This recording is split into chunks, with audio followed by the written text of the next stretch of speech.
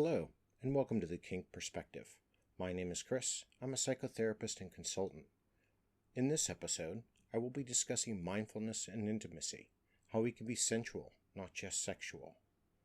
Emerging adulthood is a period when individuals in their 20s begin to grow and learn about commitment structure in their early adult lives, such as long-lasting couple relationships, learning how to parent, even managing budding careers. A challenge that couples face is the need to recognize the interdependence between individual aspirations and the desired commitment levels for a healthy relationship. Going from a casual to a committed relationship requires understanding your partner on a deeper level, learning how to deal with conflict within the relationship, and how to resolve it.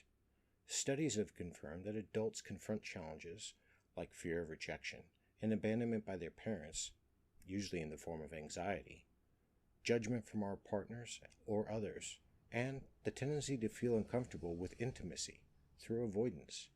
These factors are associated with greater levels of psychological strain and can impact our sexual health. In psychology, mindfulness is a level of human awareness that allows individuals to deal with the events in the moment without judgment and accepting them as they emerge in reality.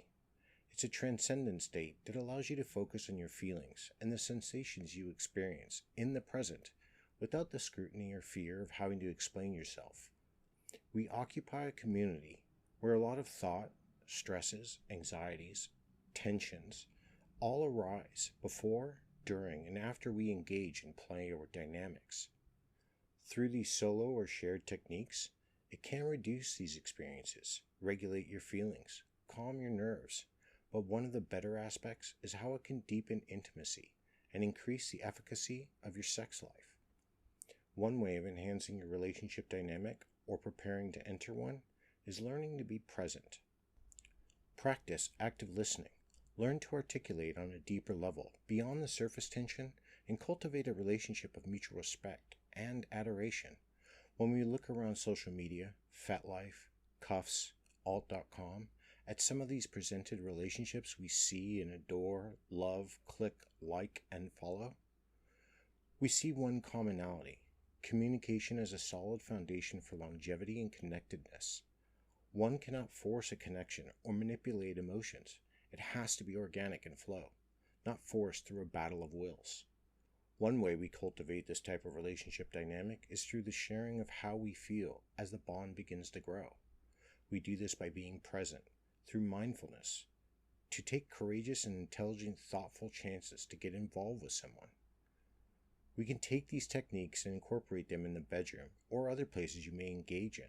Sometimes sex, after long periods of time, becomes mundane, even within the community.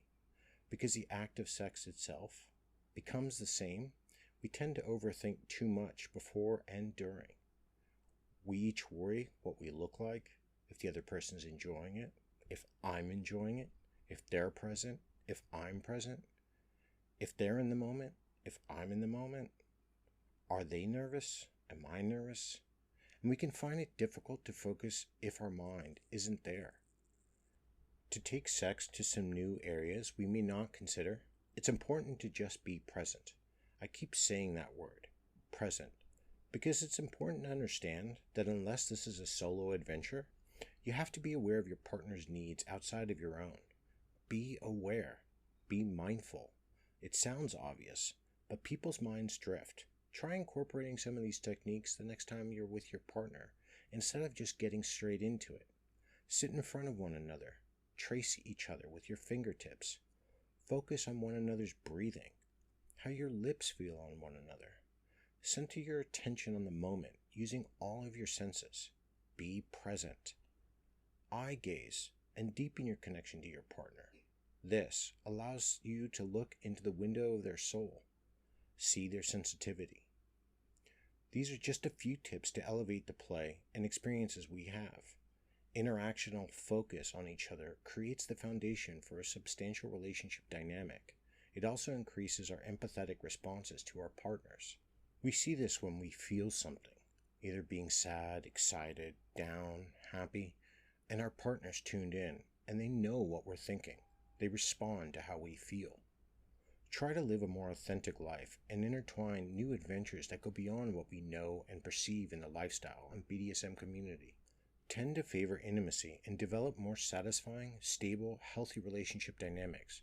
I'm not suggesting that meditating is right for everyone, but there are benefits.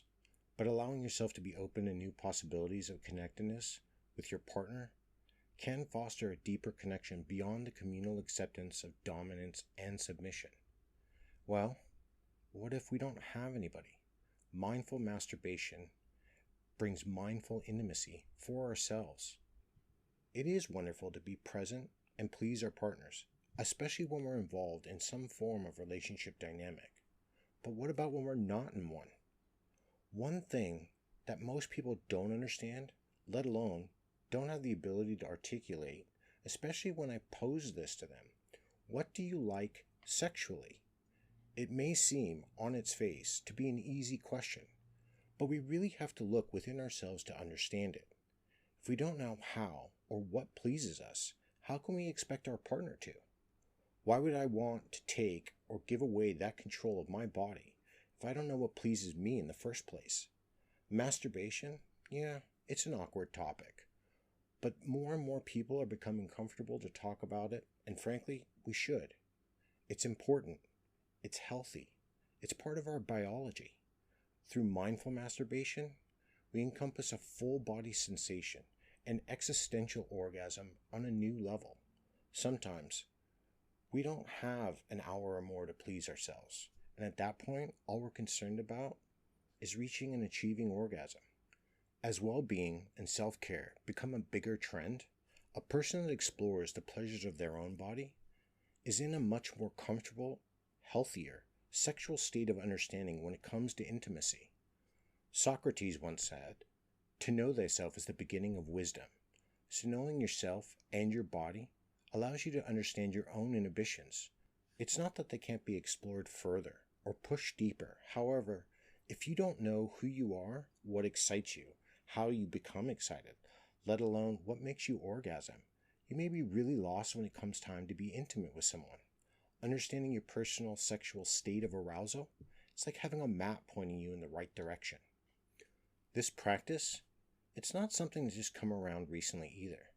Just look to the rhythmic breathing of yoga or tantra practices to get you in touch with all of yourself, not just part of who you are. Because you're focusing on yourself, you're getting out of your own headspace and responding to your body to feel those erotic possibilities in a wider variety of ways. Because you are aware of how you're breathing. Is it slowed? Is it quickened? Your rhythm, how you're moving your body. To touch, what feels good and where, or what doesn't and why. To sounds, what noises you make while you're pleased and excited, which alerts you to knowing you're on the right path. Mindful masturbation, it's not about the orgasm. That becomes the byproduct. It's about mapping your body's pleasure zones and learning what excites and turns you on. And when you add someone else into the fray, you discover more pleasure and sensation of both of your bodies, connectedness to each other. You learn how to respond not only to your wants, but theirs. You understand boundaries and lustful desire, how to extend your arousal levels, promote deeper levels of intimacy, reduce stress, and more.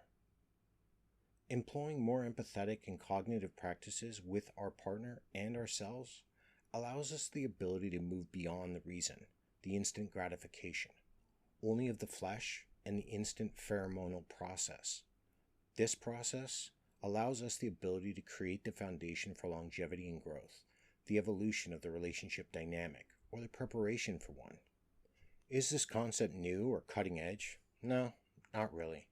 Does this remind you of some new age movement that your parents or grandparents attended in the 60s and 70s? No. Can it be something to change how we perceive sexual selfishness and ambitious sexual ways for those who practice this technique? The answer is 100% yes. Until next time, be safe and stay kinky.